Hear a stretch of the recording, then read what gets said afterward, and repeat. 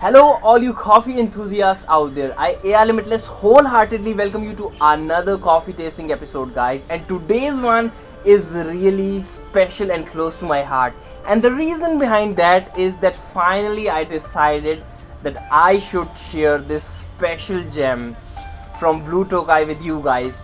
One of my favorite blend that I really enjoy most of the time. One of those coffees which I enjoy during summer, or whether it is autumn, or you can say in winter time.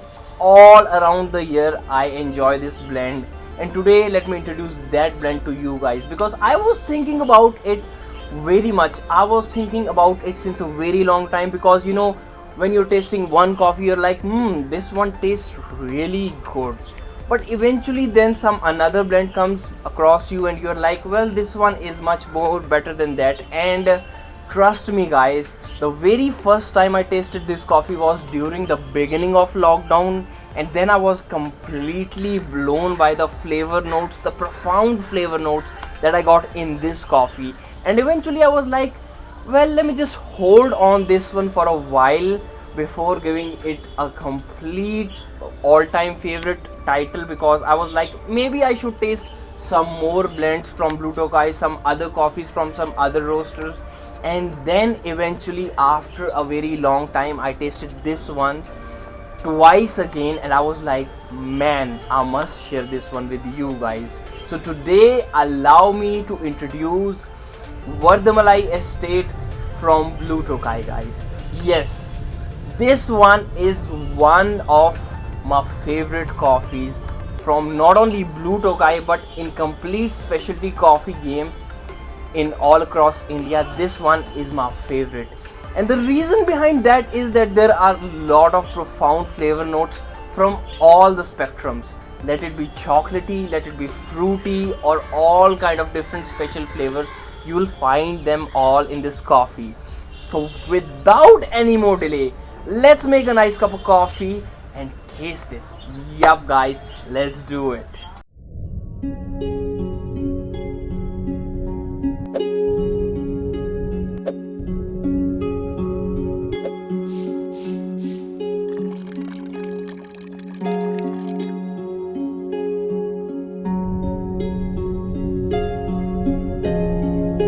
So finally guys, here I have in my hands a nice cup of coffee made out of Vardhamalai Estate.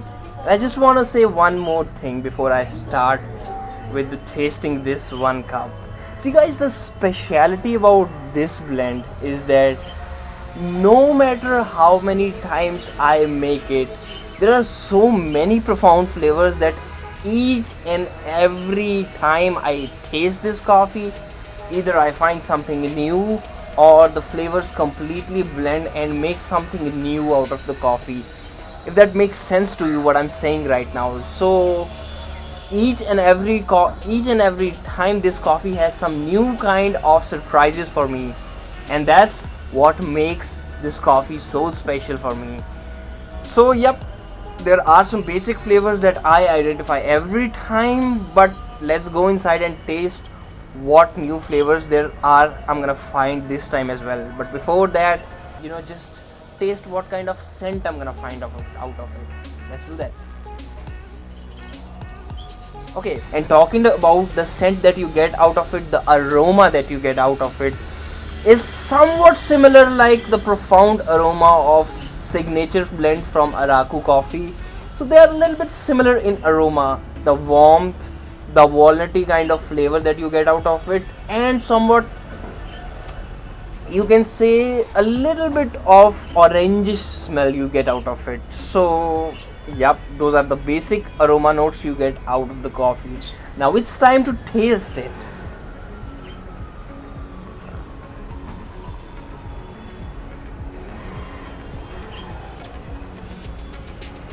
As I said before, every time I make a new cup, it surprises me. Sometimes it's harsh on some flavors, sometimes it's just light on that flavors. Those flavors get a little bit subtler and some other flavors come out. But this time I must say, the very first harsh hit I got on this coffee was of walnut flavor, and that especially of roasted walnuts. Now I know it doesn't make sense because we don't usually roast walnuts before eating, but that's the kind of smell or taste you'll get out of it when you're tasting it at the very first sip if you have put a lot of grains in it, or you can say coffee beans while preparing it. But that is not that profound that it will hurt your taste buds or your palate if you're not much into dark coffee, but a little bit harsh towards the walnutty flavor. Now let me just swirl it a little bit and see what other flavors I can get. Just cool a little bit and then see what I'll get out of it.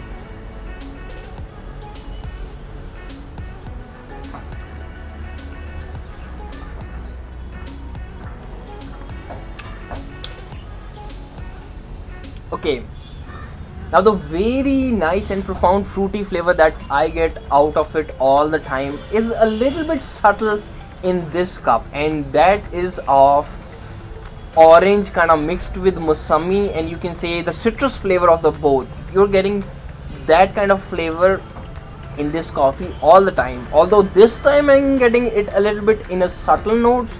That's why I say the most unique part of this blend is that you get a lot of flavors in different kind of ways, depends on your preparation.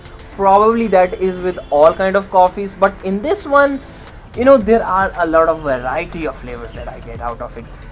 Probably it might be subjective or it can happen with you as well, but I must say it's happening with me all the time.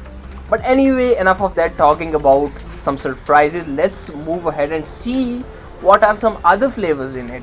And let me just tell you guys one special thing. If you are making your coffee in a pour over manner, I would say each and every time, if you're using Hario V60 or even Chemex or any other way, just swirl your coffee while it's dripping down that filter paper, because what actually happens is that if it is dripping down in a still manner, it will not get all the flavors out of those grains.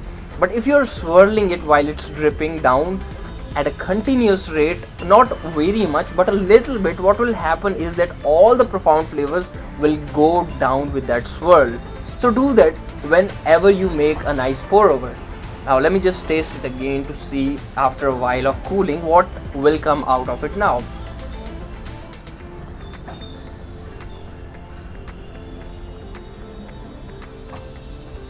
Okay, so now you can get a lot of spectrum of flavors, because now I'm feeling a little bit of what you can say as some grapes mixed with some figs and somewhat of, I don't know how to describe it, but some bready notes, and I would say some some kind of bread which has been kept in some humid environment for a while, and then you're tasting that bread, that kind of bready note. But it's delicious when you're tasting it in coffee, and let's see what else I can get out of it.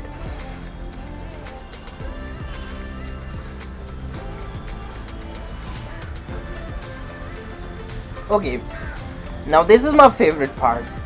Whether you are enjoying this coffee during summertime or winter time, see, the best part is that you can enjoy its flavor in every season. And the reason behind that is because especially during winter time, when you are enjoying it, you are getting those aromas or those nutty flavors that give you the sense of coziness. While on the other hand, if you're enjoying it during summertime, you're also getting those fruity flavors, those zesty flavors. So it is kind of best of the both worlds.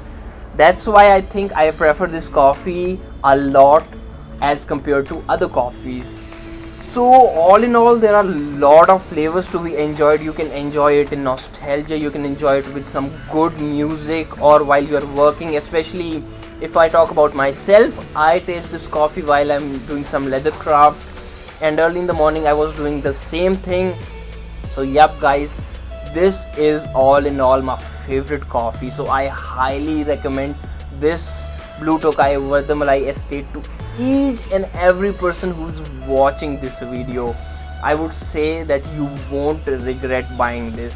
Go check it out. The link to this coffee is down in the description below. I'll hope you'll enjoy it. And if you enjoyed this video, if you liked this video, make sure to hit the like button. And for more coffee tasting episodes and more coffee related stuff, smash the subscribe button, hit the bell icon in order to get the notification as soon as you can. I'll see you in the next video. Till then, enjoy, have fun, my dear friends, and stay caffeinated. Yeah, beautiful.